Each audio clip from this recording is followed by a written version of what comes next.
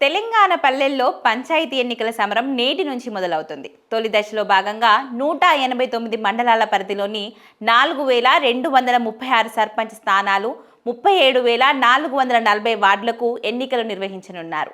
ఈ రోజు కలెక్టర్ ఎన్నికల నోటిఫికేషన్ను జారీ చేయడంతో నామినేషన్ల స్వీకరణ మొదలవుతుంది.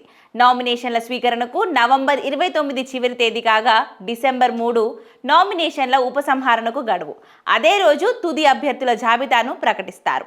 డిసెంబర్ 11న పోలింగ్ జరగనుంది. అలాగే పోలింగ్ ముగిసిన వెంటనే అదే రోజు ఫలితాలను వెల్లడించి ఉప సర్పంచ్ని ఎన్నికలు కూడా నిర్వహిస్తారు.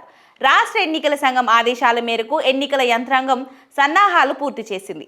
ఇక నామినేషన్కు అర్హతలు మరియు రుసుములు ఇలా ఉన్నాయి.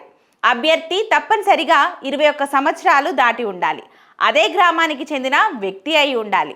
లాభాపేక్ష లేని ప్రభుత్వ లేదా నామినేటెడ్ పోస్టులో ఉండకూడదు. అలాగే నామినేషన్కు రుసుములు ఎస్సీ, ఎస్టీ, బీసీ వారైతే క్యాస్ట్ సర్టిఫికేట్ జతపరచాలి. అలాగే డిపాజిట్ డబ్బులను ముందుగానే కట్టేయాలి.